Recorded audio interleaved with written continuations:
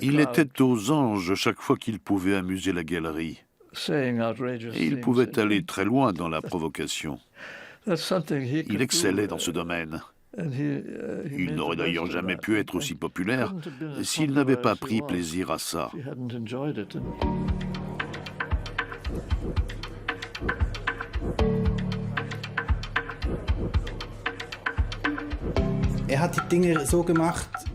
Il a fait ce qu'on aurait attendu de toute sa génération. Mais la plupart des gens ne se sont pas inspirés de son exemple. Nous aurions eu un XXe siècle un peu plus beau sinon.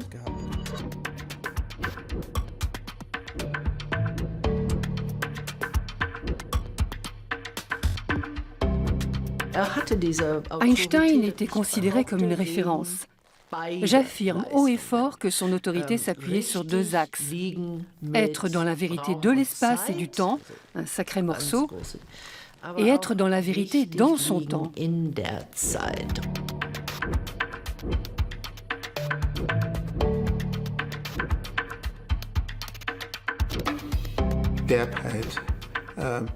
Il était abrupt.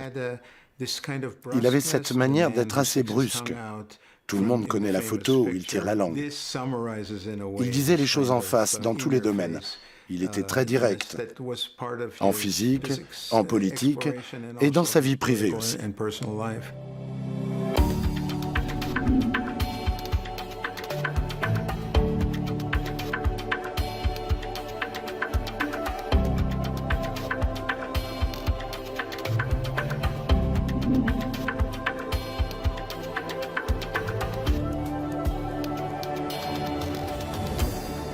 What do you think of prohibition, Professor?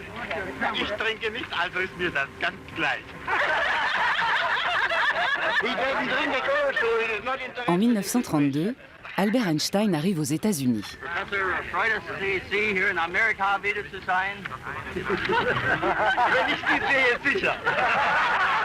On garde de lui l'image de cet homme aimable, spirituel et plein de charme.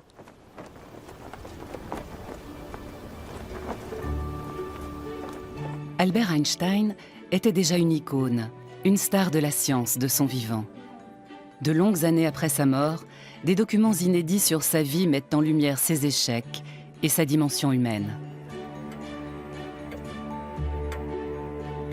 L'homme a incarné la grandeur et la tragédie du XXe siècle mieux qu'aucun de ses contemporains.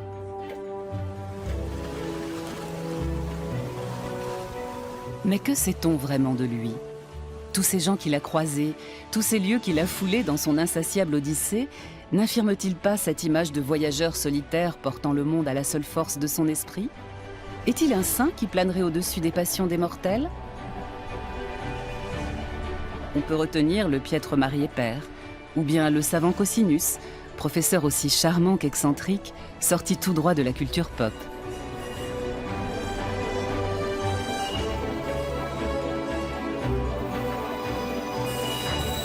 Légendes et rumeurs escortent la destinée d'un génie que chacun croit connaître et que personne ne comprend vraiment.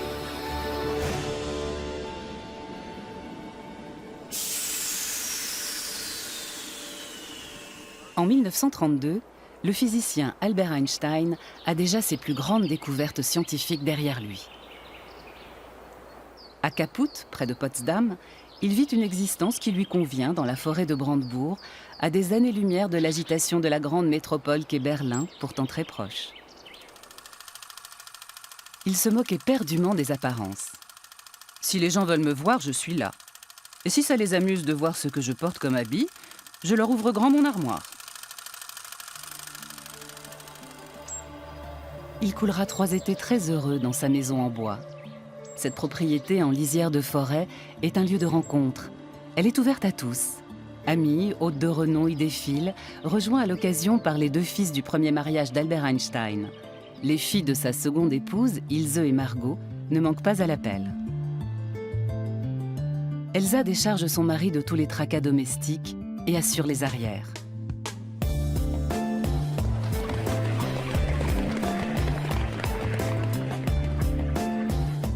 Pour ses 50 ans, la ville de Berlin s'était engagée à fournir à son plus illustre citoyen une résidence d'été sur un grand lac de la Havel. Les plans de la maison ne sont pas encore dessinés, que de violentes polémiques éclatent déjà à ce sujet. Albert Einstein décide alors de faire construire la maison à ses frais. Elle deviendra son havre de paix. Erika Britzke accueille ici les biographes d'Albert Einstein et autres visiteurs venus du monde entier. Il était à Berlin depuis 1914. Il connaissait déjà les nombreux lacs du fleuve Havel. À partir du moment où il s'est installé ici, il a aimé cet endroit par-dessus tout. L'Académie des sciences de Prusse l'avait gratifié de conditions de travail très généreuses. Il travaillait à la maison et les grosses têtes les plus célèbres se déplaçaient jusqu'ici pour venir le voir, si bien que Kaput est devenu un endroit vraiment à part.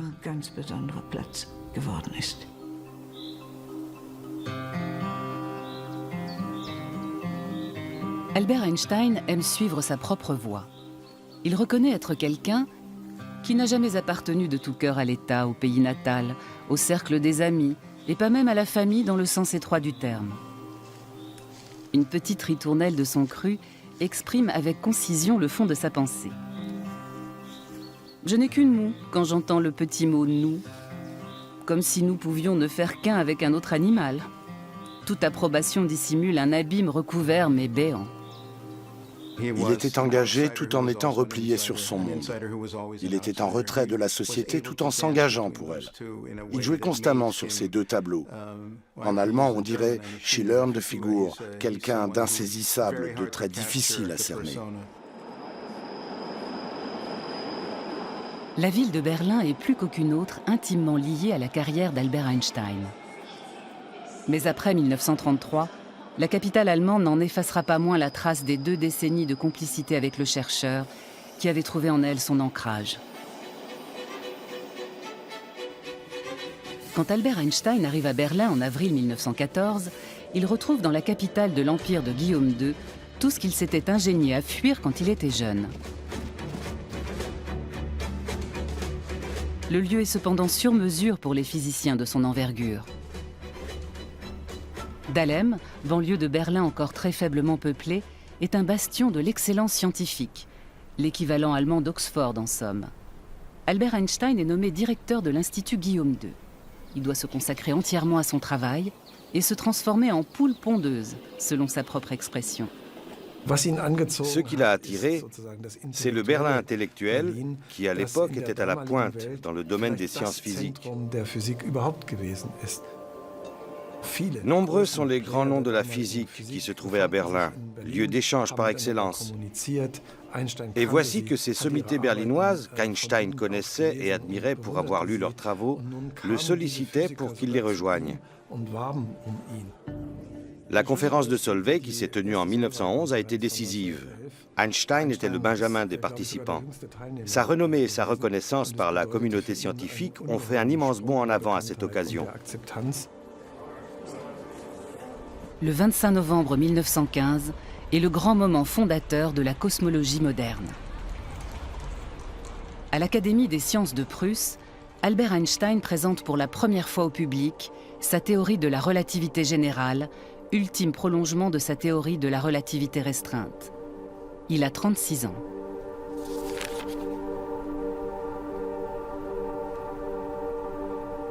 Quatre pages de formules énigmatiques qui transforment radicalement la perception du monde et restent valables aujourd'hui. Mais de prime abord, ses collègues montrent peu d'enthousiasme. L'approche mathématique était inhabituelle, très complexe. Les applications de cette théorie étaient a priori très peu nombreuses. En fait, il n'y en avait qu'une qu'Einstein pouvait non seulement prédire, mais aussi vérifier. Il s'agissait de la légère déviation de l'orbite de Mercure. À ce sujet, il a dit « Ce qui m'a fait le plus plaisir, c'est de constater que ma théorie concordait avec le déplacement du périhélie de Mercure. » Beaucoup de gens très sérieux l'ont pris pour un illuminé. C'est le signe que vous êtes un vrai rebelle, quand les gens de la vieille école ne vous comprennent absolument pas et pensent que vous êtes fou.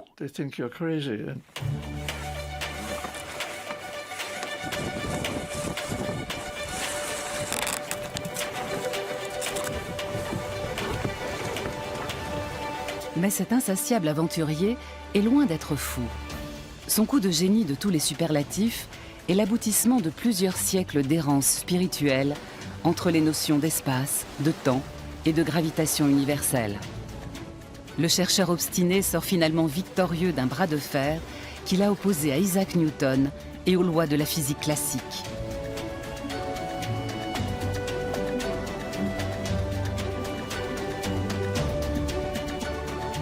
À côté de ses 10 ans de recherche ardue sur la relativité générale, ses travaux sur la relativité restreinte auront été un jeu d'enfant, comme le confiera plus tard Albert Einstein.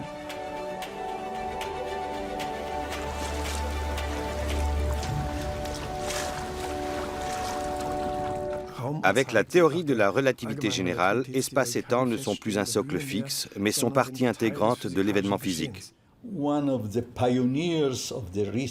L'un des pionniers de la recherche sur la théorie de la relativité générale, John Wheeler, a établi que la masse indiquait à l'espace-temps comment il devait se courber et que l'espace-temps indiquait à la masse comment se déplacer.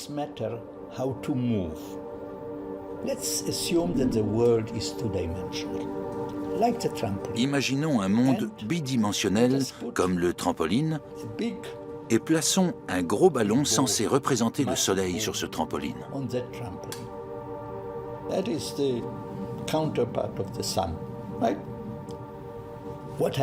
Que se passe-t-il?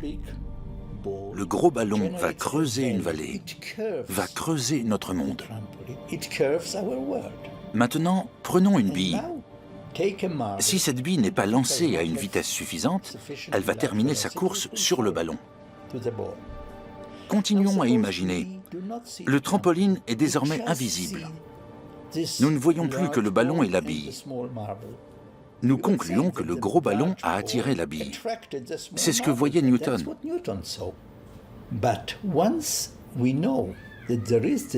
Seulement, connaissant la présence du trampoline et aussi son incurvation, nous pouvons conclure qu'aucune force ne s'exerce entre les deux. C'est la nature de l'espace qui est responsable de leur entrée en contact.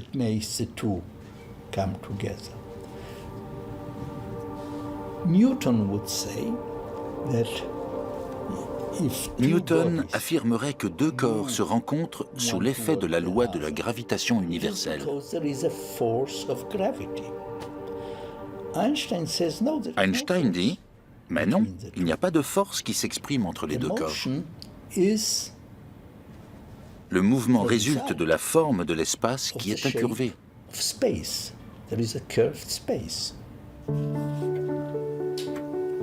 L'image qu'il choisit pour expliquer le phénomène à son fils de 9 ans, Édouard, est très claire. Quand un scarabée aveugle rampe sur une branche incurvée, il ne remarque pas que le chemin qu'il parcourt est en réalité une courbe. J'ai eu la chance de remarquer ce que le scarabée n'avait pas remarqué.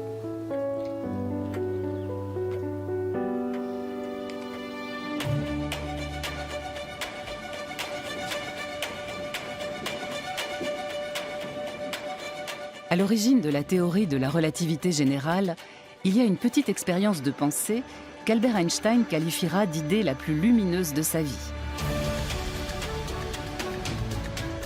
Lumière, électricité, mobilité. Même Albert Einstein est fasciné par les avancées techniques de son époque. En 1905, cet ascenseur était déjà en service au-dessus du lac des Quatre Cantons à Lucerne.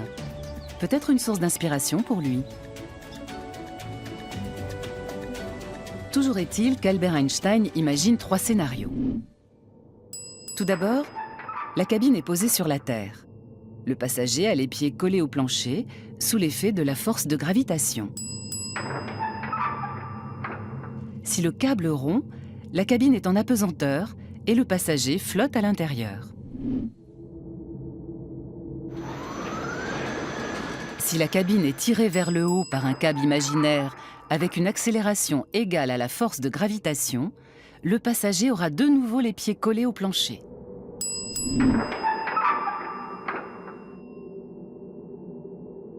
Le cahier de Zurich, dans lequel Albert Einstein griffonne ses idées, atteste du cheminement ardu qui a été le sien pour creuser, interpréter et généraliser l'étroite relation entre accélération et force gravitationnelle. Le nom de Grossman, son collaborateur, revient ici. Là, il réfléchit. Chaque fois que Grossman intervient, c'est beaucoup plus lisible et on y comprend enfin quelque chose. Du même coup, l'écriture laborieuse écarte définitivement l'illusion d'une idée lumineuse tombée du ciel. En réalité, le chemin vers la connaissance a été tortueux, semé d'embûches et de pistes qui ne menaient à rien. Albert Einstein a dû solliciter l'aide de tiers tout au long du parcours.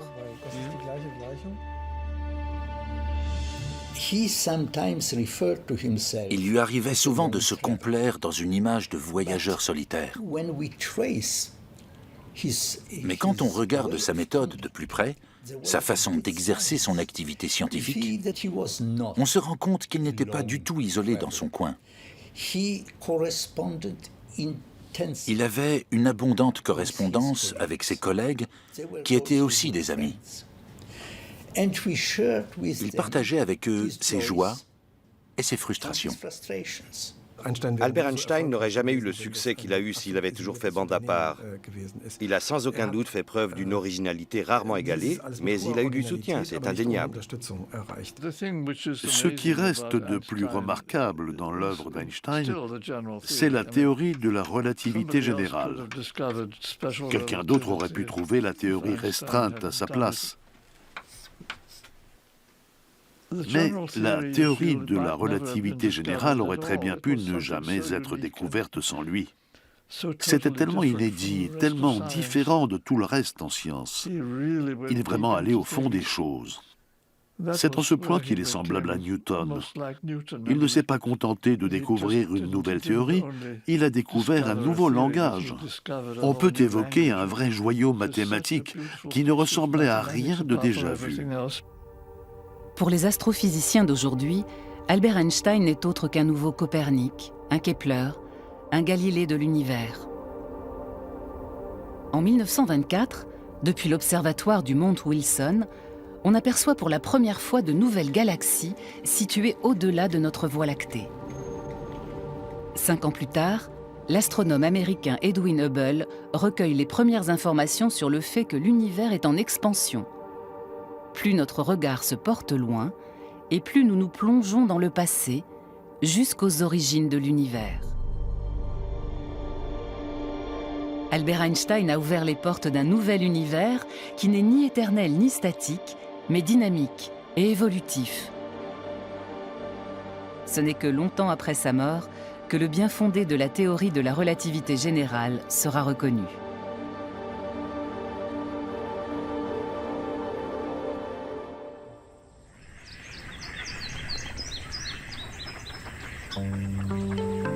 Dès sa jeunesse, Albert Einstein est en quête du grand principe universel susceptible de révéler la beauté et l'harmonie de la nature. Il est convaincu que la plus grande simplicité mathématique y est réalisée. Cette intime conviction sera le fil conducteur de son œuvre scientifique jusqu'aux dernières années de sa vie. Il remet tout en cause, quitte à bousculer les principes indéboulonnables d'un savoir communément admis de longue date. Au départ, on ne savait pas grand-chose sur la jeunesse d'Einstein. Les 30 premières années de sa vie étaient une zone d'ombre. C'est un pas important qui a été franchi en se rendant en Suisse pour en savoir plus sur cette période de sa vie. À la bibliothèque de l'École polytechnique de Zurich, on est tombé sur une lettre du directeur de l'Institut adressée à un des mentors d'Einstein. En substance, il y était écrit qu'autoriser les enfants, aussi surdoués soient-ils, à entrer à l'université n'était pas une bonne idée. C'est comme ça qu'on a mis la main sur le premier document attestant que le génie du jeune Einstein avait été détecté de bonne heure. Pourtant, rien de tel ne transparaissait à sa naissance. Quand Albert Einstein vient au monde en 1879 à Ulm, ville située dans le sud de l'Allemagne, ses parents sont frappés par la taille hors norme de sa tête. Le simplet, c'est le surnom que lui donne son institutrice qui a été engagée pour son éducation. L'enfant a des accès de colère incontrôlables et il tarde à parler. Il a du mal à articuler mots et phrases intelligiblement. Le musée Einstein, intégré au musée d'histoire de Berne, retrace pas à pas l'évolution d'un génie en herbe. La vie du jeune Albert commence par une enfance plutôt ordinaire et protégée, aux côtés de sa sœur de 2 ans, sa cadette. Ses parents, Hermann et Pauline, viennent tous les deux de la Souabe en Bavière. Albert Einstein prend leur accent souabe et imite leur dialecte, qui le suivra jusque dans son exil américain.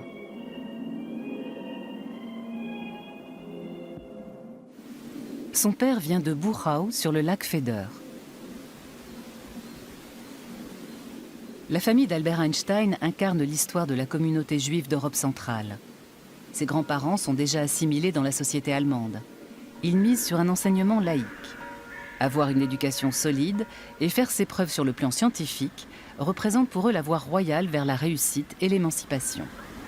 Pour Einstein et l'Allemagne, cela symbolise toute l'ambivalence, la puissance, la passion et l'horreur des relations entre les Juifs et l'Allemagne. Cette espèce d'amour-haine qui a été portée au plus haut, tant dans l'amour, dans la splendeur, dans la magnificence, dans la créativité, dans cet esprit, en réalité allemand, qu'avaient si bien saisi les Juifs, et par ailleurs qui a atteint des sommets, évidemment, dans l'horreur pour eux-mêmes. Albert est un enfant éveillé et curieux. Stimulé par son oncle et son père, qui ont une petite entreprise d'appareillage électrique, il se passionne pour les sciences en général et les mathématiques en particulier. Il dévore tous les ouvrages sur les soulèvements populaires qui lui tombent sous la main et cultive dès son plus jeune âge une haine farouche de la force militaire. Il est allé à l'école du Second Reich et très tôt, il va détester l'autorité, et l'autorité telle qu'elle est pratiquée en Allemagne. Et il y a cette chose tout à fait exceptionnelle, qu'à l'âge de 16 ans, Einstein va refuser et va rejeter sa nationalité allemande, va rendre son passeport pour être apatride à la fin du 19e siècle.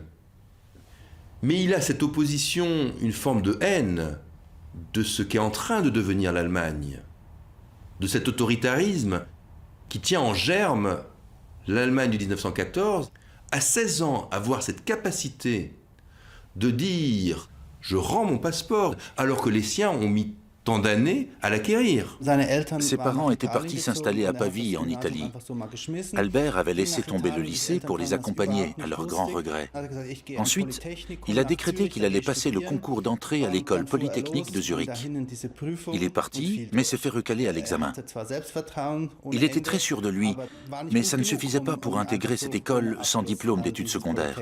Voilà comment il est arrivé à Aarau. Un changement de cadre qui va lui porter chance. Au pays de l'horlogerie, le jeune homme de 16 ans, fasciné par la nature de la lumière, se pose une drôle de question qui va décider de son avenir. Que se passerait-il si j'essayais de rattraper un rayon de lumière et que je finisse par le rattraper ?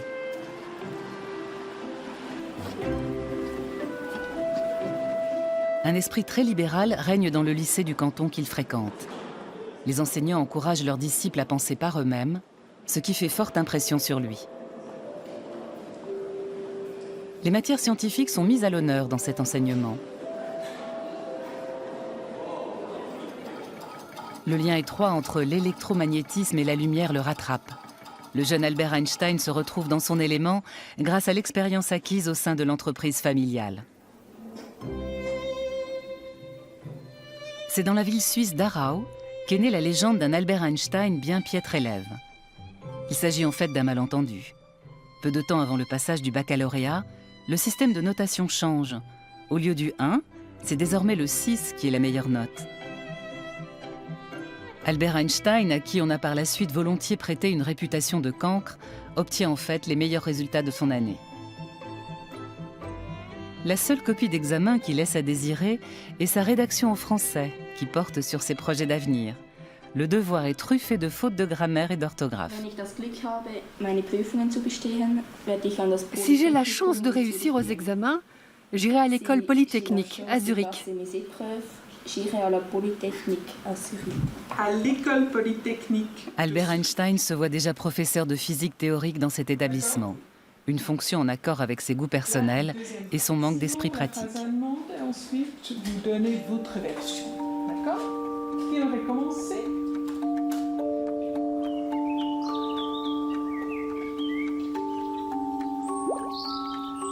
Albert Einstein aime expérimenter avec des pensées légères. Dans sa démarche, il privilégie la curiosité enfantine, la connaissance par les sens et l'imagination. Il pense que son esprit insoumis le conduira à de nouvelles découvertes et devient un virtuose des petites expériences de pensée.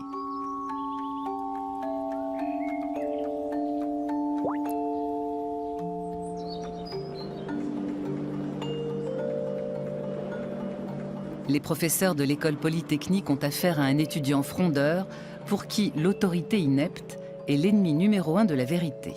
En outre, c'est une forte tête. L'université ne propose pas de cours magistral sur la nouvelle théorie de la lumière. Qu'à cela ne tienne, Albert travaille seul à la maison, dans sa bulle. Il étudie en particulier l'électrodynamique de Maxwell ou les travaux très avant-gardistes d'Ernst Mach. Albert Einstein rencontre son grand amour sur les bancs de l'université. Comme toutes les villes de cette époque, Zurich était une ville en pleine mutation, très fière de sa modernité et de ses deux établissements d'enseignement supérieur, l'école polytechnique et l'université. C'est aussi à Zurich qu'on trouvait beaucoup d'étudiantes russes. Les Suissesses n'étaient pas encore acceptées à l'université, mais les étrangères, oui. Là, il fait la connaissance de Mileva Maric, qui est la seule femme à suivre les mêmes cours que lui. Cette Serbe d'origine austro-hongroise qui étudie la physique lui plaît énormément et ils tombent tous les deux amoureux l'un de l'autre. À la lecture des lettres qu'il lui a adressées, on se rend compte qu'il ressent un amour profond et sincère pour elle. Mileva était plus mûre que lui. Elle avait 3 ans de plus et elle lui a donné la confiance en lui-même qu'il n'avait pas forcément au départ. Ils sont tous les deux physiciens. Ils empruntent des ouvrages à la bibliothèque et prennent un plaisir fou à découvrir la physique ensemble. Mais en même temps, ils font des excursions, partent en balade en bateau sur le lac de Zurich et calfeutrent leur univers avec l'amour et la physique.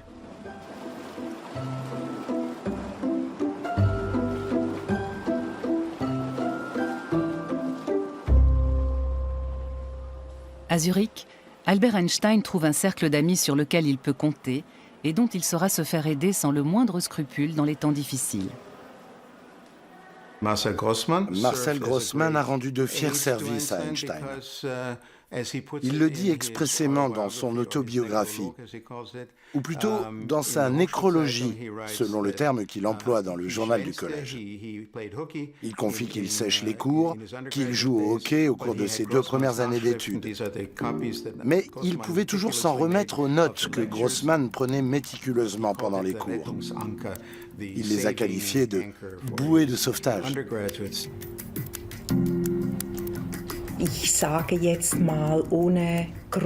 Je serais tentée de le formuler ainsi. Disons que sans Grossman, il n'y aurait jamais eu d'Einstein.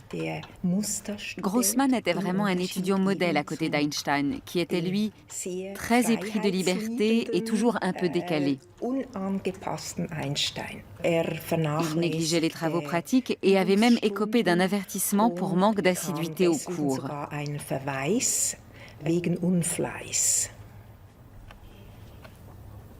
Albert Einstein décroche son diplôme de fin d'études de justesse. Quant à Mileva, elle échoue aux 2 sessions. Une grossesse imprévue met un terme définitif à ses études. Ils ne s'encombrent pas de conventions morales. Elle tombe enceinte, ils ont des relations sexuelles avant le mariage, eux qui sont tous les deux issus de milieux petits bourgeois bien pensants. Si l'on en juge par l'échange de lettres très fournis entre eux, c'est une année ardue qui s'annonce pour les 2 jouvenceaux sans ressources. Albert Einstein finit par obtenir la nationalité suisse, mais il se considère comme un génie dédaigné, comme un raté incapable de décrocher un poste d'assistant à l'université. Il accepte à contre-cœur une place de précepteur mal rémunéré à Winterthur et Schaffhouse, 2 petites villes suisses. C'est en Serbie, dans la ville de Novi Sad et bien loin d'Albert, que Mileva met au monde leur petite fille, Liserl. Est-elle morte peu après sa naissance? A-t-elle été adoptée? Cet épisode de la vie d'Albert Einstein reste nimbé de mystère. Toujours est-il que le nom de Liserl n'a plus jamais été mentionné après 1903. Les lettres calomnieuses à ce sujet ont été scrupuleusement gardées secrètes par les exécuteurs testamentaires. Personne ne connaissait l'existence des lettres qu'il a échangées avec Mileva Maric avant qu'elles ne soient retrouvées par hasard. Hélène Ducasse, sa secrétaire qu'il avait l'habitude d'appeler son fidèle cerbère, a veillé à ce que tous ces événements relevant du domaine privé ne soient pas portés à la connaissance du public. Quand vous voulez qu'un homme devienne une légende, vous en faites une personne à la réputation irréprochable, dont la vie publique se confond avec la vie privée.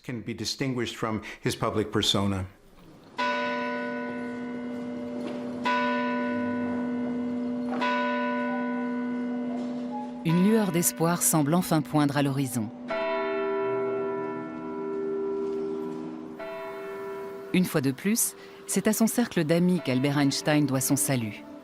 Le père de Marcel Grossmann lui procure un poste à l'Office des brevets de Berne. Mileva rentre en Suisse. Avec les revenus confortables que lui rapporte ce poste d'expert technique de 3e classe, Albert Einstein gagne l'indépendance financière qui tardait à venir. En outre, ces années passées dans une administration garante de la propriété intellectuelle helvétique seront déterminantes pour la suite de sa carrière. Il a lui-même décrit le bureau fédéral comme étant « le couvent laïque où il a conçu ses plus belles idées en tant que gratte-papier grassement payé ». C'est l'âge d'or de l'électrotechnique qui va révolutionner même les montres. Il y avait beaucoup de nouveaux brevets qui circulaient, mais il s'aperçoit que la question de savoir comment transporter le temps sur de grandes distances pour la synchronisation des horloges est au cœur des préoccupations. Il y avait là un créneau et cela n'a pas échappé à Einstein dans l'exercice de son travail. Il sait répartir rigoureusement son temps. 8 heures de travail, 8 heures de divers, qui désignent ses recherches personnelles en physique, ainsi qu'il l'écrit à un ami. Le plus grand ami d'Einstein à l'Office des brevets était son collègue Michele Besso. Il se caractérisait par une grande gentillesse, une qualité qu'Einstein admirait d'autant plus qu'elle ne le caractérisait pas. Il avait aussi 2 autres amis proches avec qui il avait fondé l'Académie Olympia. Maurice Solovin, un juif de Roumanie qui faisait ses études à Berne, et Konrad Habicht, qui lui était suisse. Dans cette Académie Olympia, qui ne se prenait pas au sérieux, aujourd'hui on appellerait ça une séance de baratin, ils parlaient philosophie. Au cours de leurs réunions, ils dévoraient ensemble une quantité incommensurable d'articles. Einstein a toujours gardé un souvenir ému de cette période de sa vie. Malgré le désaccord de ses parents, Albert Einstein épouse Mileva. Hans Albert, l'aîné des 2 fils qu'ils auront ensemble, vient au monde en 1904. Mileva fait définitivement son deuil de la vie de femme émancipée dont elle avait caressé l'espoir. L'émancipation des femmes n'était pas la priorité d'Einstein. En se mariant, le couple est devenu très conventionnel. Mileva et Einstein se sont conformés au modèle familial petit bourgeois. Tous les 2 contre le monde entier, comme un couple bohème. Lui se sentirait capable d'assumer ce modèle, elle non.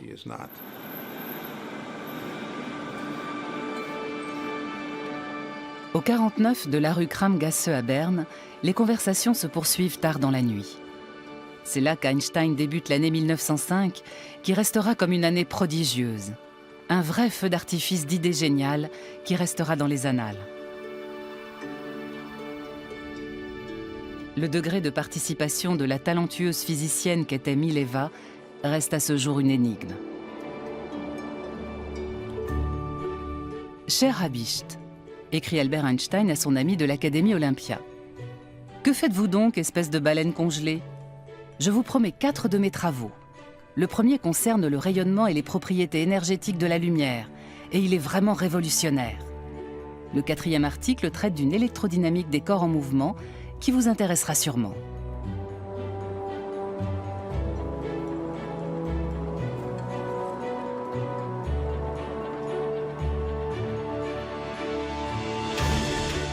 Le premier manuscrit sur la nature quantique de la lumière lui vaudra le prix Nobel tant espéré au début des années 1920.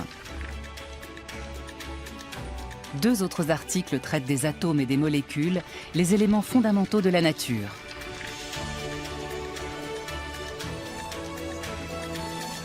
Dans le 4e article, il expose sa théorie de la relativité restreinte qui remet complètement en cause les notions d'espace immuable et de temps absolu.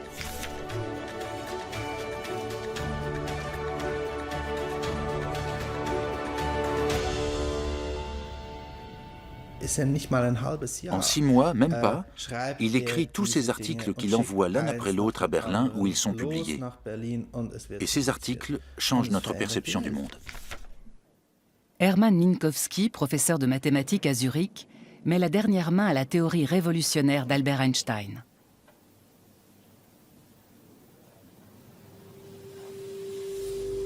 Dorénavant, l'espace et le temps ne peuvent plus être traités indépendamment. Ils sont imbriqués l'un dans l'autre et unis dans le concept d'espace-temps, désormais incontournable. Albert Einstein pose le principe de la constance de la lumière et met à mal la notion de simultanéité. Chaque unité de temps est tributaire de son système de référence. Quand je suis dans un train en mouvement, mon temps n'est pas le même que celui d'un homme debout sur le quai.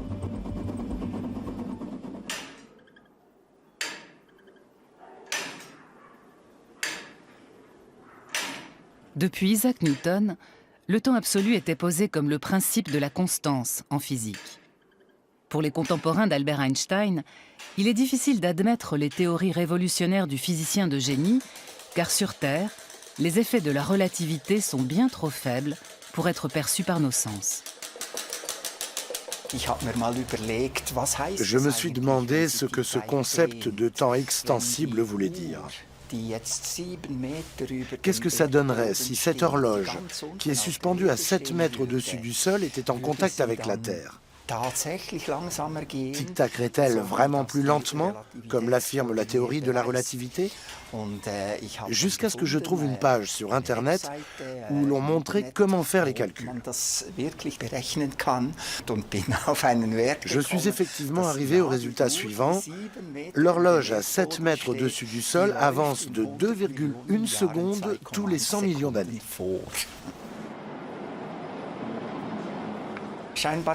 Apparemment, on peut calculer une valeur maximale à laquelle le temps s'arrête à la surface d'un objet, mais il faudrait disposer d'un matériau ayant une immense densité, un peu comme si toute l'écorce terrestre se contractait sur l'effet de sa propre matière et devenait une coquille de noix d'une infinie densité.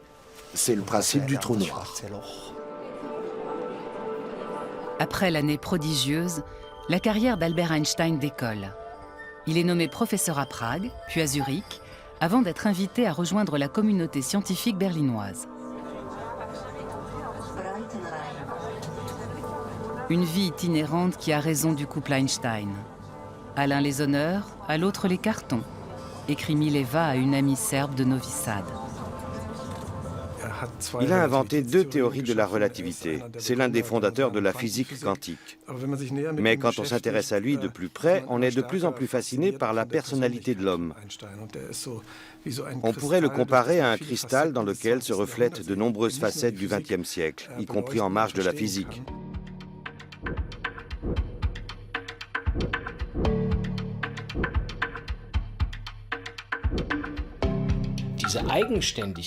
C'était un esprit libre, révolutionnaire, qui ne ployait jamais avec l'obsession de ne surtout pas être un mouton. C'est un trait essentiel de sa personnalité.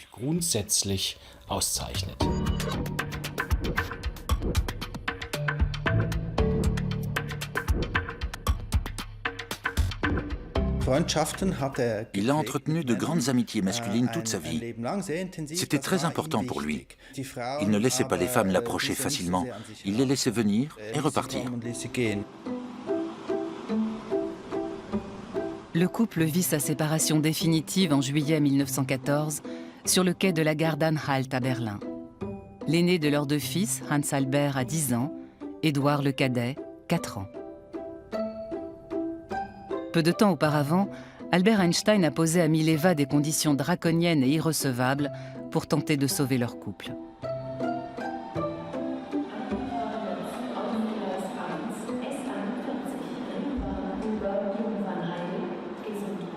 Le dernier combat a été livré, écrit-il à sa cousine Elsa Löwenthal, qui est sa maîtresse depuis 2 ans.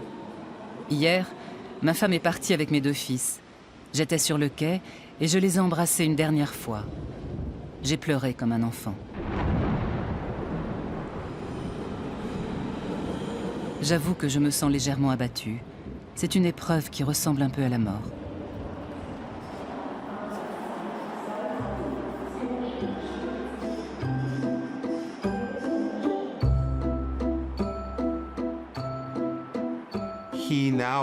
Comme il l'écrit à un ami proche, il se retrouve dans une position délicate.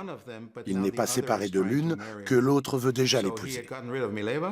Il s'était débarrassé de Mileva, il l'avait renvoyée à Zurich, alors même qu'Elsa et sa famille faisaient pression sur lui pour le remariage.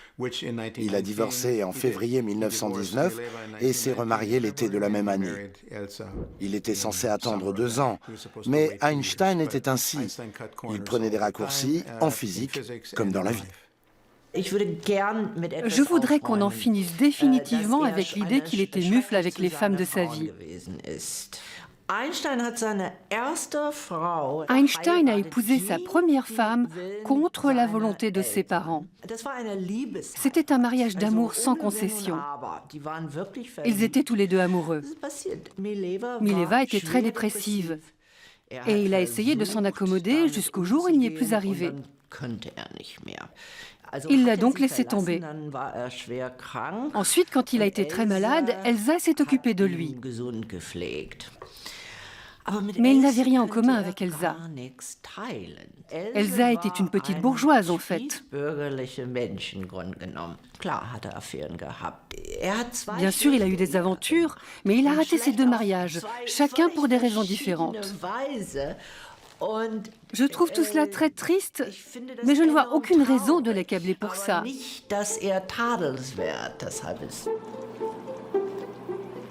En emménageant dans le Bayerisches Viertel, le quartier bavarois de Berlin, le fils égaré retourne dans sa tribu. Sa cousine Elsa sait ce qui l'attend aux côtés d'Einstein. Avoir un rang à tenir dans la société, mais aussi partager la vie d'un mari qui n'hésite pas à remettre en cause l'institution du mariage et ne dédaigne pas les conquêtes féminines.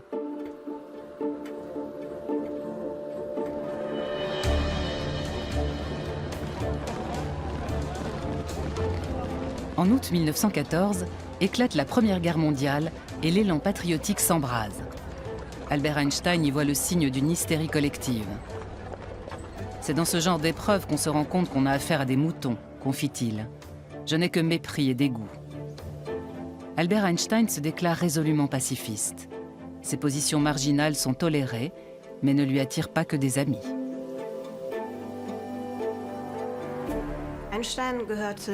Einstein ne se reconnaît pas dans l'engouement pour la guerre que la grande majorité de ses collègues à Berlin partagent. Ses collègues en physique et scientifiques en général, des artistes, ont massivement signé le manifeste des 93 en 1914. Ce manifeste justifie le nationalisme et le militarisme et récuse les accusations d'exaction. Einstein n'a pas voulu signer. Il fait même partie de ceux qui étaient farouchement contre. Il appartient à la toute petite minorité qui a signé un contre-appel. C'est très intéressant de consulter ce qu'il a écrit au milieu de la Première Guerre mondiale. Dans son manifeste qu'il a appelé Meine Meinung über den Krieg, il expose son ressenti sur la guerre sans détour, et il n'y va pas avec le dos de la cuillère. Il dit que la guerre repose sur les instincts bestiaux des hommes, qui les poussent à soumettre les autres. Il y a même un petit clin d'œil à Freud quand il parle d'hommes désireux de démontrer leur puissance sexuelle, exactement comme le Gaukel, le coq, qui cherche à asseoir sa suprématie sur les autres. La guerre est à l'origine de l'engagement politique d'Albert Einstein. Elle le pousse à sortir de l'ombre pour défendre ses idées. C'est à Berlin qu'il connaît un regain de religiosité, lui pour qui le judaïsme était resté cantonné à une brève période de son enfance. Malgré son rejet de tout nationalisme, il s'engage pour la cause sioniste. L'antisémitisme croissant et le destin des Juifs d'Europe de l'Est qui, fuyant les pogroms, ont massivement échoué à Berlin, sont les catalyseurs de sa décision.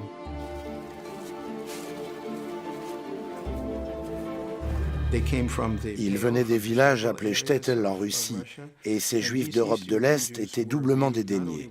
Les Allemands les méprisaient, mais les Juifs allemands tout autant. De quoi attiser l'empathie d'Einstein pour ses opprimés. Il s'élevait contre le monde universitaire, qui barrait le passage aux étudiants et professeurs juifs de l'Est. Il y a là la clé de voûte de son engagement pour la construction de l'Université hébraïque de Jérusalem, dont il a défendu le projet dès la première heure. Albert Einstein est l'un des fondateurs de l'Université hébraïque de Jérusalem, qui doit son existence au mouvement sioniste. Elle est devenue un centre international de rencontres scientifiques, de recherche et d'enseignement. À partir de 1919, il accompagne la construction du site avec un intérêt croissant, mais il est la cible de vives critiques dans cette entreprise.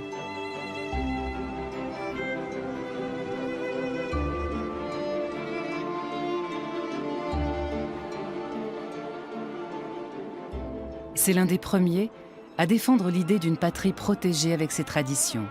En revanche, il est opposé à la création d'un État juif. Il pense que la présence juive en Palestine ne survivra qu'à condition de parvenir à une cohabitation et à des accords honnêtes avec les Arabes. Sinon, nous n'aurons strictement rien appris pendant nos 2000 années de souffrance. Albert Einstein ne remet aucunement en question son judaïsme.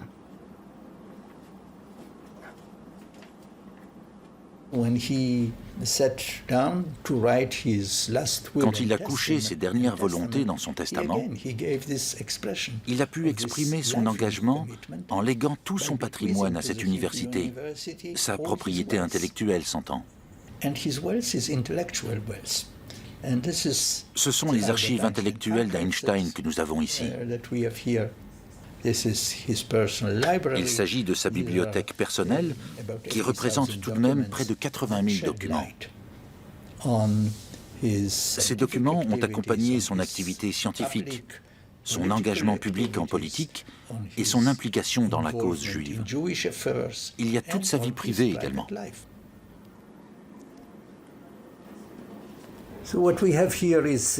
Nous avons ici le manuscrit de 46 pages sur sa théorie de la relativité. Il a une très belle écriture. Il n'y a pas beaucoup de ratures.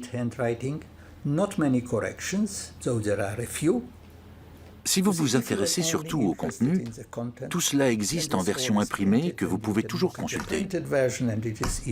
Il n'en reste pas moins que la version manuscrite a beaucoup de charme.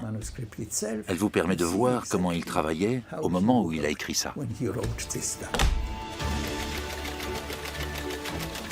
Peu après la guerre, le monde entier apprend que l'astrophysicien britannique Arthur Stanley Eddington a vérifié empiriquement les thèses de la relativité générale d'Albert Einstein à l'occasion d'une éclipse. Le ciel a tranché. La théorie d'Einstein triomphe.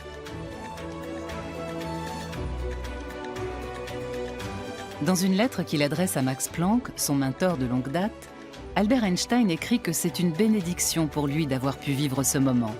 L'événement sera d'ailleurs déterminant dans la vie du physicien.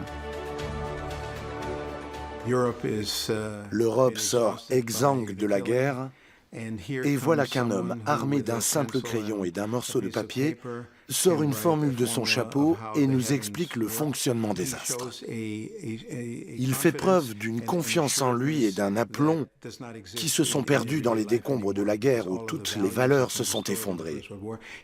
Arrive cet homme qui lit dans les pensées de Dieu et nous explique comment l'univers fonctionne.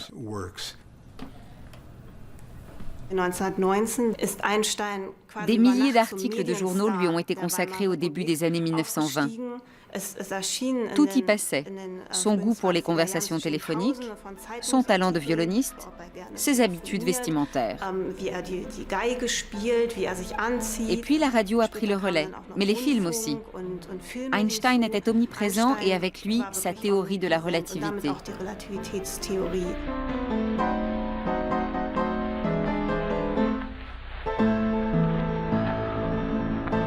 Einstein s'est hissé du statut de physicien ordinaire à celui de phénomène, de génie du millénaire qui a complètement bouleversé tous les repères.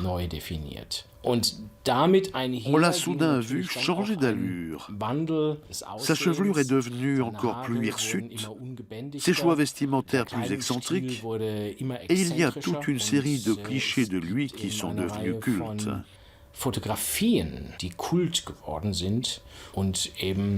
Ils mettent en avant un homme qui ne tient pas son rang et fait figure de personnage underground.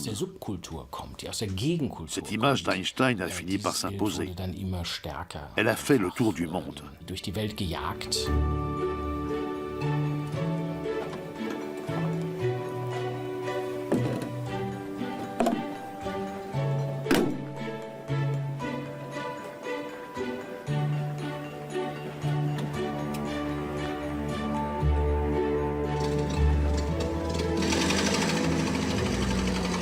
En tant que célébrité mondialement reconnue, Albert Einstein est sollicité de toutes parts, bien au-delà de ses compétences de physicien.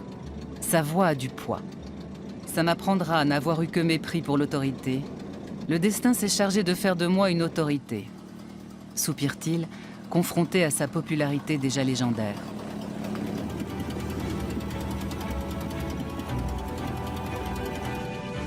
Dans le Berlin des années 1920, le scientifique à l'allure débraillée devient la coqueluche des médias qui n'en sont encore qu'à leurs prémices.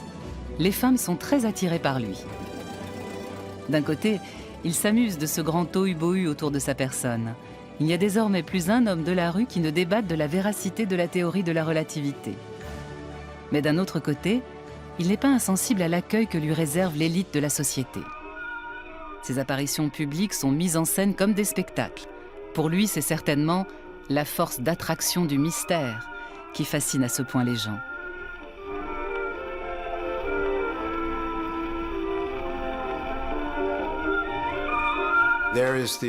Il y a cette question célèbre qu'Einstein aurait posée à Charlie Chaplin. Pourquoi les gens applaudissent dès qu'ils me voient et en font autant pour vous?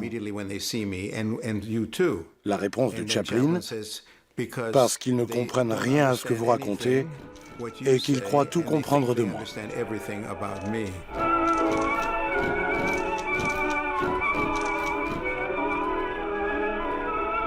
La défaite a fait des miracles, écrit Albert Einstein à sa mère Pauline après la défaite de l'Allemagne à l'issue de la Grande Guerre.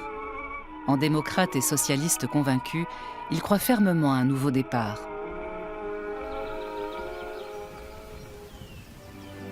La tour Einstein à Potsdam symbolise l'atmosphère de renouveau qui règne à cette époque. Elle montre la volonté commune de tous ces concepteurs à faire s'exprimer architecture, physique et astronomie simultanément.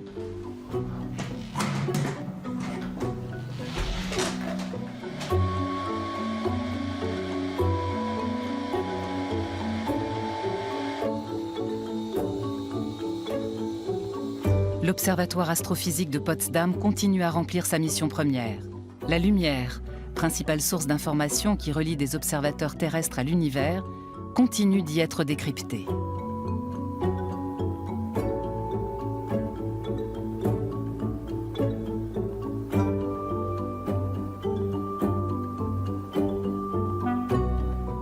Mais le monolithe expressionniste, un clin d'œil au nom d'Einstein qui en allemand veut dire une pierre, et aux lignes courbes inhérentes à sa théorie, a une autre mission, plaider en faveur d'une technique et d'une science dont les acquis et les enseignements profitent à l'humanité.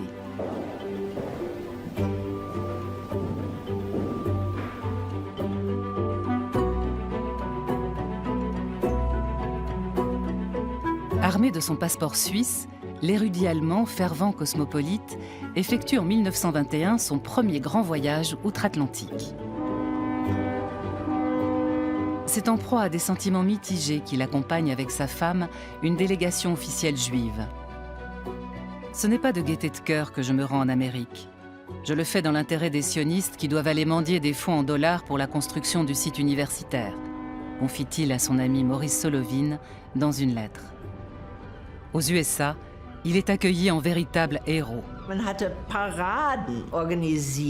Il y avait des parades en guise de comité d'accueil. Les Beatles à côté, rien à voir. Par la suite, les parades sont devenues plus proches de manifestations pour empêcher l'homme aux idées socialistes de fouler le sol américain. Il était un peu partagé face à cette popularité soudaine. Il trouvait ça pénible et en même temps ça l'amusait.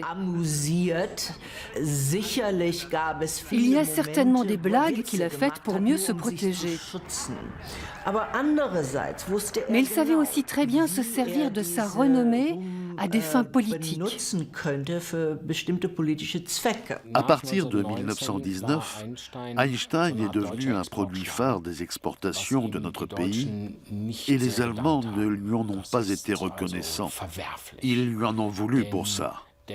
C'était à leurs yeux condamnable, car après la Première Guerre mondiale, les Allemands dans l'ensemble se sont retrouvés bannis dans tous les pays étrangers. Les échanges scientifiques étaient boycottés. Il est évident que nos fiers chercheurs allemands en ont été atteints dans leur dignité. Einstein a été le premier pour qui les portes se sont rouvertes en grand et il a joué le jeu. Il a endossé un rôle de représentant de la culture et de la science allemande, et l'image du pays en a largement bénéficié. Einstein n'en a jamais été remercié, bien au contraire. On l'a maudit pour ça, et c'est une honte. C'est vraiment une honte. C'est là un chapitre tristement célèbre de notre histoire. De son côté, Einstein ne se fait plus beaucoup d'illusions sur l'image qu'on a de lui en Allemagne. Pour eux, je suis une fleur malodorante qu'ils aiment se glisser à la boutonnière. Comme l'attestent des documents de l'Institut Max Planck à Berlin, sa renommée à l'étranger lui attire de plus en plus d'ennemis et d'envieux. Il se regroupe autour du physicien expérimental Ernst Gerke. La théorie de la relativité représentait bien plus qu'une simple théorie scientifique. Ses détracteurs la considéraient comme une menace pour la science. Quand on consulte les lettres des années 1920 que ses adversaires échangent entre eux, on n'a pas affaire à la langue scientifique. C'est plutôt la terminologie de la guerre qui est employée. On trouve des déclarations comme « On va combattre la théorie de la relativité jusqu'à ce que mort s'en suive ». Et on voit très clairement que ça va bien au-delà d'une simple querelle scientifique.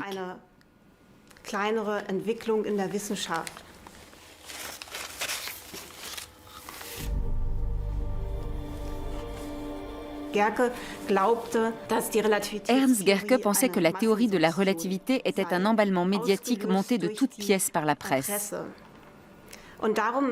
C'est pour le démontrer qu'il a collectionné des milliers d'articles de journaux comme autant de preuves que le succès de la théorie de la relativité reposait entièrement sur une construction et sur la couverture médiatique d'Einstein.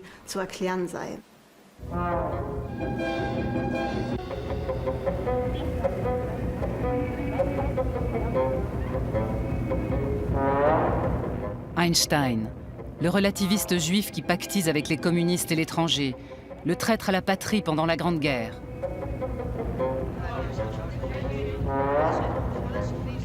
C'est un mélange explosif de nationalistes et de revanchards nostalgiques qui se concocte derrière la jeune démocratie de la République de Weimar et qui rend les Juifs responsables de la défaite.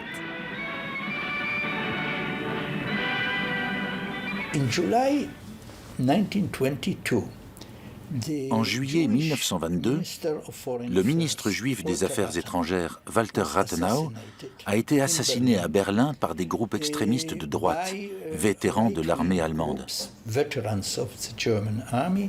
Il l'accusait de brader l'Allemagne dans le traité de Versailles.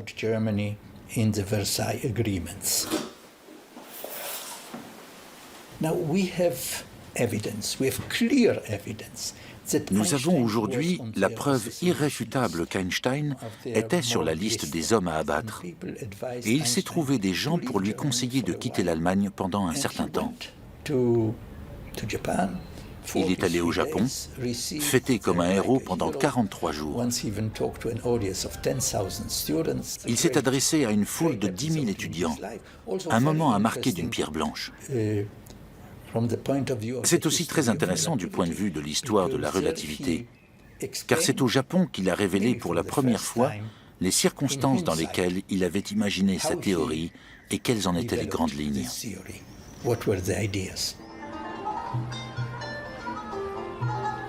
Après ce voyage au Japon, Einstein visite pour la première et dernière fois de sa vie la Palestine. Il se déclare très favorable à un projet d'implantation au milieu du désert. À Jérusalem, il est acclamé. Il fait un discours sur le mont Scopus. Il se rend au mur des Lamentations où, comme il le dit dans son journal de bord, il est très impressionné devant le tableau moyenâgeux de ces hommes juifs qui prient au pied du mur. Pour le juif non-croyant qu'il est, il s'agit d'hommes du passé et non pas du présent. On lui a demandé s'il n'avait pas envie de s'installer en Palestine et d'y enseigner, et je crois que l'expression qu'il a employée, c'était « le cœur dit oui, la tête dit non ». En 1952, David Ben-Gourion, Premier ministre de l'État d'Israël, proposera à Albert Einstein d'en devenir le président. Et qu'est-ce qu'on fait s'il accepte? Se serait-il enquis? Mais Einstein refuse. David Ben-Gourion avait déjà remarqué les tendances révolutionnaires d'Einstein. Non pas qu'il ait cherché à provoquer, car tout chez lui était mûrement réfléchi.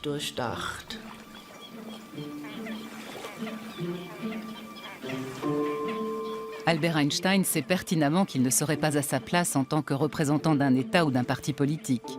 La flexibilité, l'opportunisme et la diplomatie n'ont jamais été son fort.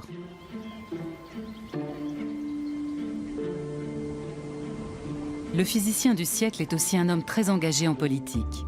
Il rédige des lettres à tour de bras, signe des pléiades de résolutions et s'insurge avec la sincérité sans concession qu'on lui a toujours connue.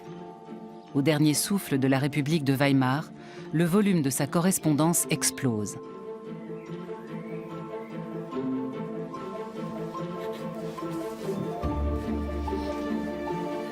Dans une lettre adressée à l'artiste Käthe Kollwitz, il critique les procès intentés par Staline aux élites intellectuelles de son pays.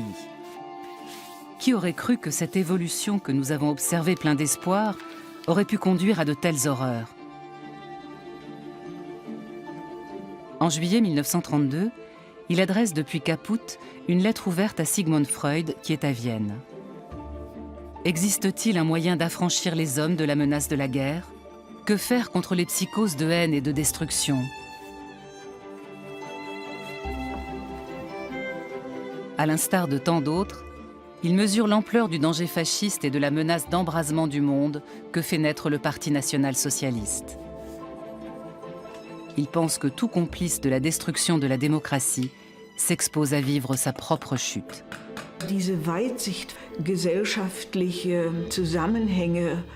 Cette clairvoyance, cette justesse dans l'analyse des maillons de la société, c'est très étonnant chez un homme qui passe pour être distrait. Mais il est très lucide envers tout ce qui se passe dans la société. Si Albert Einstein fait preuve de vigilance et de clairvoyance intellectuelle face à l'actualité, il est atteint de myopie quand il s'agit de ses proches. Il reste étranger à leur vie affective. Il a appris à s'isoler de la chaleur et du froid. Il a pour sa part acquis un équilibre thermique, assure-t-il à un ami. Il reconnaissait être un mauvais père. Mais à sa décharge, on peut arguer qu'un physicien de son envergure n'a pas le temps de faire autre chose à côté. Ce n'est pas une excuse, c'est un fait.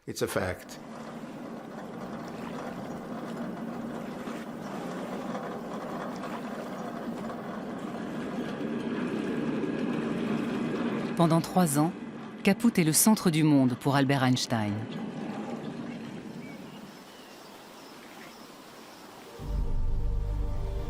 En 1933, les nazis le chassent de ce paradis sur la Havel. Ils pillent sa maison et lui confisquent ses biens. Albert Einstein perd tout. Ses meilleurs amis, le cocon de la langue allemande et le seul lieu qu'il avait pu considérer comme son port d'attache. Il doit fuir. À la même période, il reçoit de très mauvaises nouvelles de Suisse.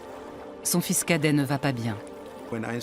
L'été 1933, Einstein rend visite à Édouard. Il quitte Le Coq-sur-Mer, la petite commune belge, où il a trouvé refuge après la prise de pouvoir d'Hitler.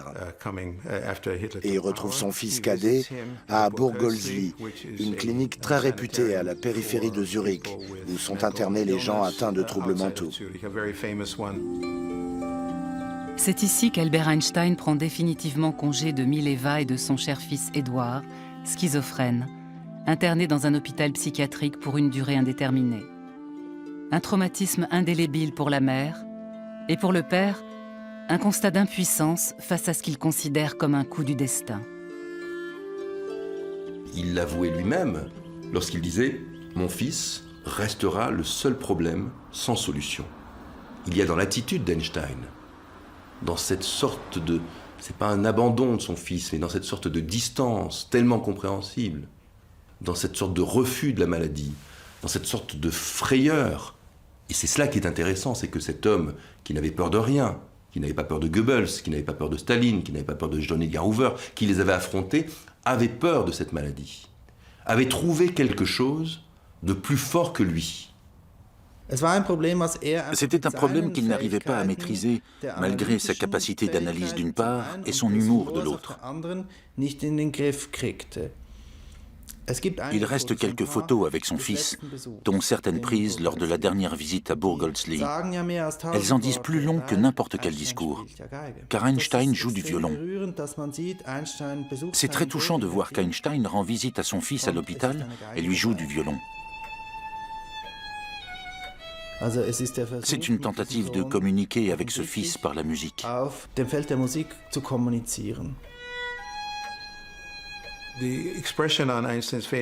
Plus encore que la tristesse de savoir qu'il ne reverra probablement plus son fils, on lit sur les traits d'Einstein les sentiments ambivalents qu'il a toujours éprouvés envers sa première famille et le remords de ne pas avoir vu grandir ses enfants.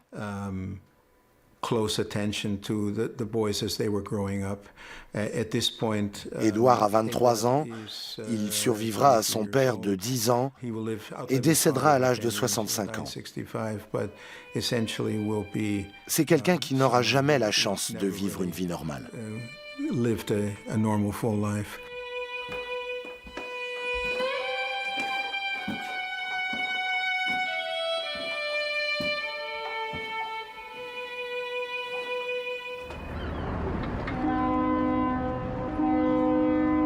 4 mois plus tard, les Einstein voguent avec leur secrétaire Hélène Ducasse vers de nouveaux rivages.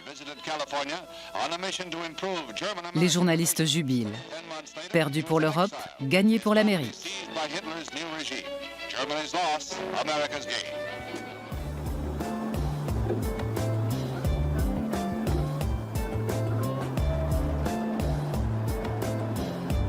Albert Einstein arrive dans la petite ville universitaire de Princeton, près de New York, où il finira ses jours. Il aura jusqu'au bout du mal à se faire à la mentalité et à la langue américaine. Le déraciné qu'il est ne parvient pas à s'enraciner dans ce nouveau monde. C'est très bizarre d'être aussi connu et de se retrouver aussi seul. Mais il est clair que face à la popularité qui est la mienne, les autres sont sur la défensive et cela conduit à l'isolement.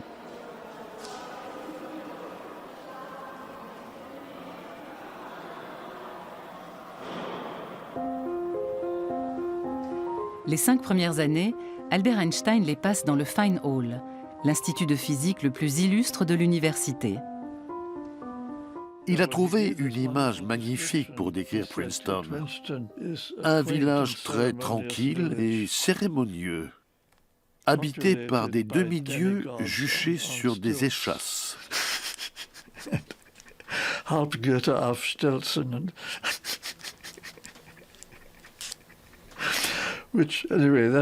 C'était son ressenti sur cet endroit, et il n'avait pas tout à fait tort, il faut dire. C'est un petit village assez prétentieux, où les gens ont une haute opinion d'eux-mêmes. Et c'est encore vrai aujourd'hui.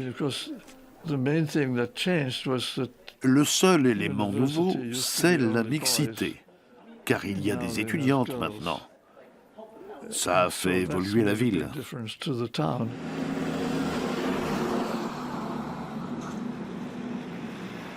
Depuis 1935, le couple Einstein est installé au 112 Mercer Street. Alarmé par les événements en Allemagne, il s'improvise agent de l'immigration et œuvre sans répit pour aider les Juifs et les opposants au régime nazi à s'exiler en Amérique. À la mort de son épouse Elsa, Albert Einstein ne se retrouve pas seul. Sa belle-fille Margot et sa sœur Maya emménagent sous son toit. Et tout autour de lui gravite un gynécée dont il est, comme à son habitude, l'épicentre.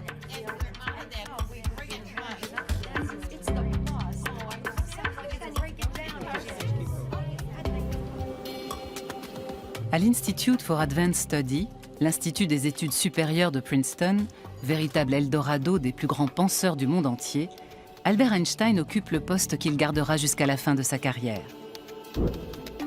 Peu de temps après son arrivée aux USA, le libre penseur est accueilli par le directeur en ces termes : « Vous êtes ici le bienvenu, mais faites-vous discret. Votre salut en dépend. »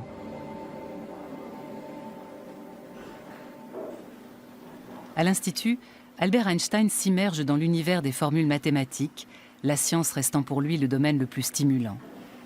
Il garde ses distances avec la jeune génération de talents scientifiques à laquelle appartient le physicien Freeman Dyson.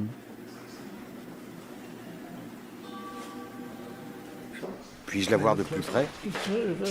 Elle est très jolie, je l'ai depuis 40 ans.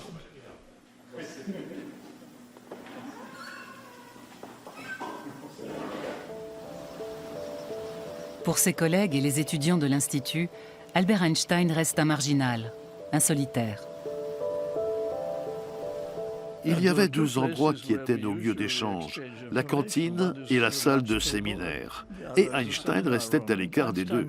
Il ne venait pas plus déjeuner qu'il ne se rendait au séminaire. Il était tout à la dénotion de son problème qu'il appelait la théorie des champs unifiés, et qui était l'unification entre le champ gravitationnel et l'électromagnétisme, alors que la physique prenait à ce moment-là une toute autre voie.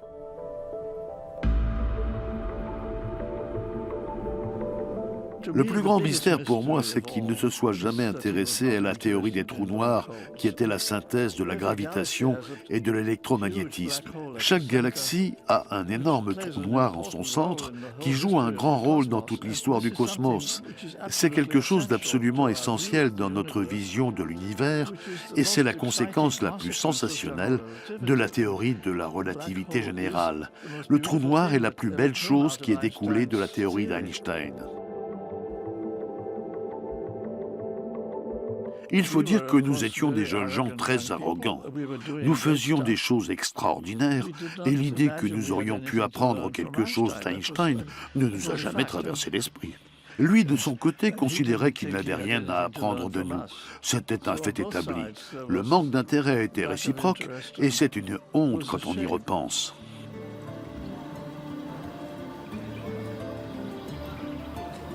À plusieurs reprises, l'icône de la science moderne déclare : les autres me prennent pour un vieux cinglé, mais je suis intimement convaincu que la physique va dévier de son cours actuel.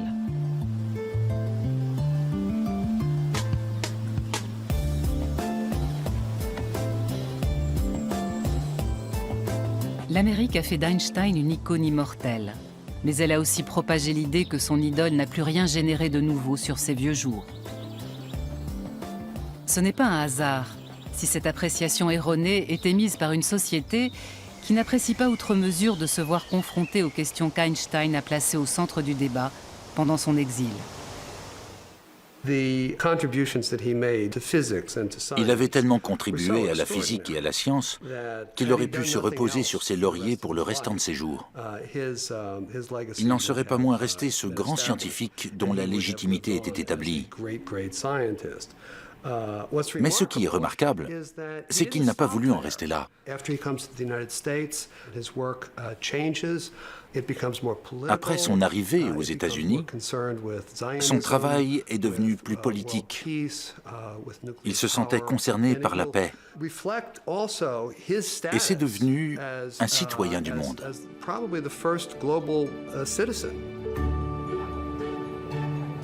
Toute ma vie, écrit Albert Einstein, j'ai été déchiré entre les équations et la politique. Le spectre de ses activités remplit déjà 14 volumes des Einstein Papers, publiés en 1987 par Princeton University Press. D'autres vont suivre.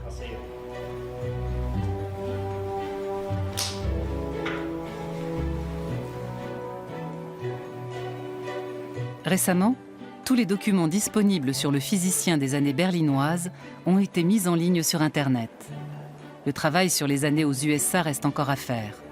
Cette mission de titan sera confiée aux bons soins de politologues et de sociologues.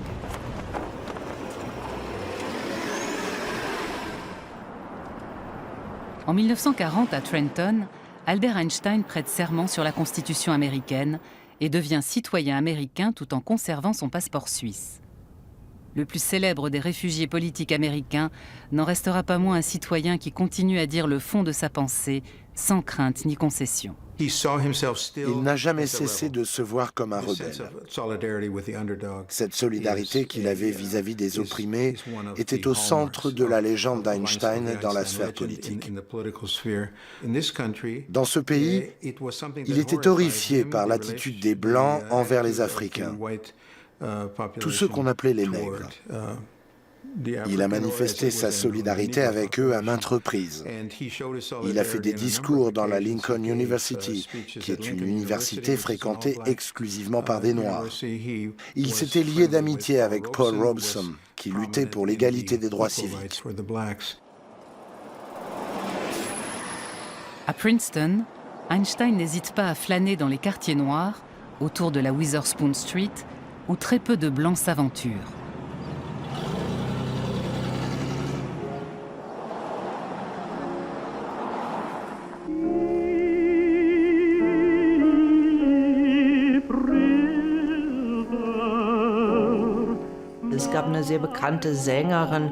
Il y avait une chanteuse très connue, Marian Anderson. Elle a donné un récital à Princeton. Le plus grand hôtel de Princeton n'a pas voulu l'accueillir parce qu'elle était noire.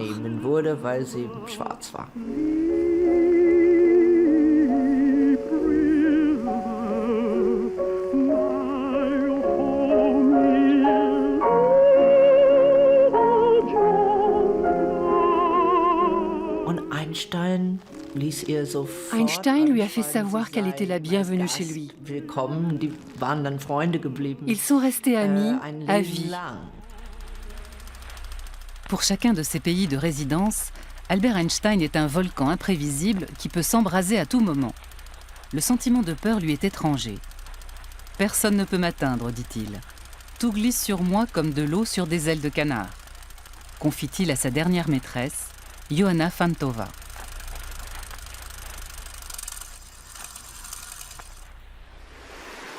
En 1939, ceux qu'on disait appartenir à la mafia hongroise, Leo Szilard, Edward Teller et Eugen Wigner, tous trois physiciens hongrois, avaient appris de différentes sources que les Allemands étaient peut-être en train de travailler sur un projet de bombe atomique. Leo Szilard s'est rendu seul à la Peconic Bay, à Nassau Point, où Einstein passait ses vacances. Qui d'autre qu'Einstein pouvait alerter le monde entier et révéler que les Allemands étaient en train de fabriquer la bombe atomique? C'est Szilard qui a écrit la lettre, mais c'est Einstein qui l'a signée.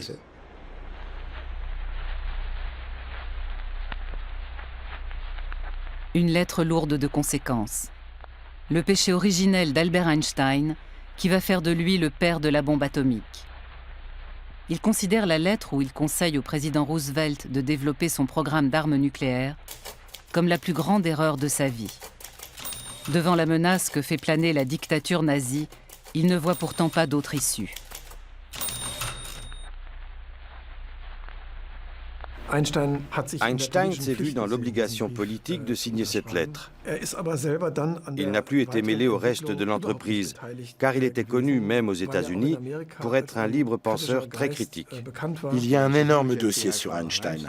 Il montre que le FBI était déjà sur les traces de son prétendu passé communiste en Allemagne.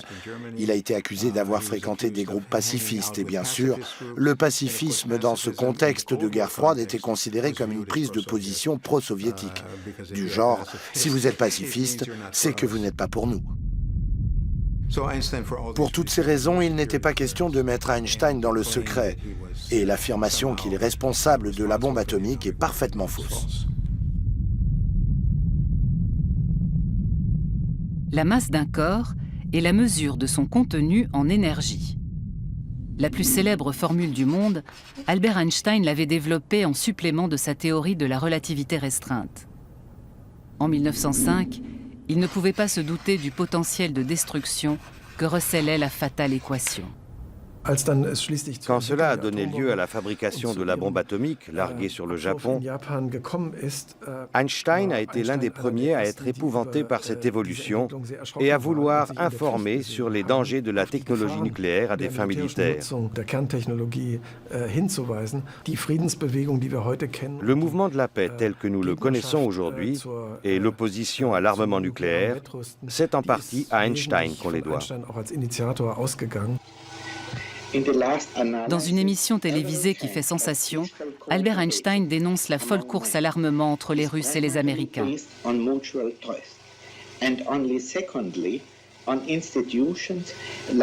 À l'horizon, c'est la bombe à hydrogène qui menace. Un objectif techniquement réaliste qui anéantirait toute vie sur Terre. Désarmer ou mourir, titre le New York Times. Is there any way out of this impasse created by man himself? All of us, and particularly those who are responsible for the attitude of the US and the USSR, should realize that we may have vanquished an external enemy, but have been incapable of getting rid of the mentality created by war.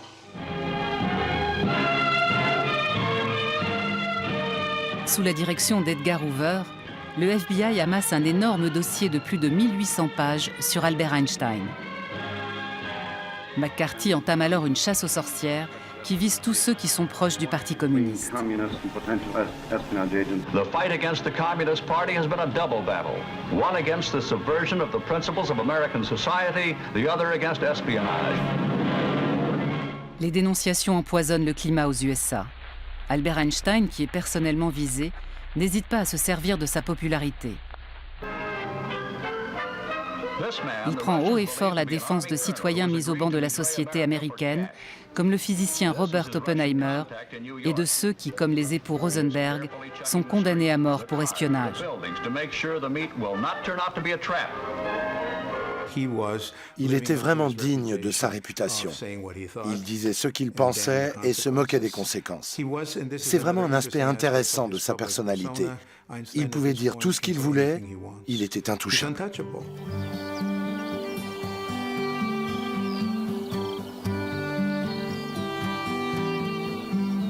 L'homme est comme un vélo. Il faut qu'il avance pour rester en équilibre, écrit-il à son fils Édouard. Quand il avait 14 ans, il était déjà convaincu que les grandes inventions étaient l'apanage de la jeunesse et que c'en était fini pour lui de ce côté-là. Mais il continue à travailler à contre-courant de son époque, toujours en quête de la formule universelle qui expliquerait tous les phénomènes de la nature.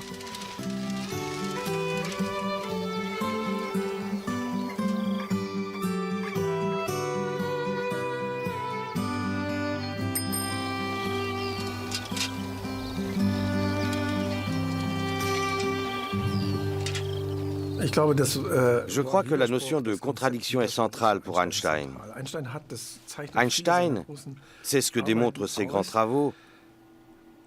Là où d'autres auraient essayé d'aplanir un peu les résultats, lui a soutenu qu'il fallait voir la contradiction. Dans chacun des combats qu'il a menés, que ce soit pour le pacifisme pendant la Première Guerre mondiale, mais pas dans la Deuxième, contre le macartisme, contre le racisme, il a toujours eu raison. Dans son petit manifeste « Pourquoi le socialisme ?», il a écrit « L'anarchie économique de la société capitaliste telle qu'elle existe aujourd'hui est la véritable racine du mal. » Je crois que dans 10 ans ou 15 ans peut-être, on dira là encore, Einstein avait raison. Il n'a jamais voulu pardonner au pays qu'il a vu naître, ni à la ville de ses plus grands succès et plus amères expériences. Il n'en est pas moins vrai qu'un an avant sa mort, il a eu un geste de réconciliation en direction des jeunes du lycée de Berlin qui porte aujourd'hui son nom. Die Verbundenheit mit Albert Einstein ist an unserem Gymnasium lebendige Tradition. Unsere Abiturienten freuen sich seither mit ihrem Abschlusszeugnis auch eine Kopie dieses Briefes von Albert Einstein an die Schüler zu bekommen. Da drin, in diesen Abiturzeugnissen von Albert Einstein. Alles Gute zum Le 18 avril 1955, Albert Einstein décède des suites d'une rupture d'anévrisme. Il s'éteint à l'âge de 76 ans et quitte ce monde sans regret ni effusion. Hélène Ducas, sa future exécutrice testamentaire, consigne fidèlement les événements de ses derniers jours à l'hôpital. Il a refusé une opération en urgence, la jugeant de mauvais goût. « Je pars quand je veux », toujours très élégant. Il meurt dans son sommeil à 1h25.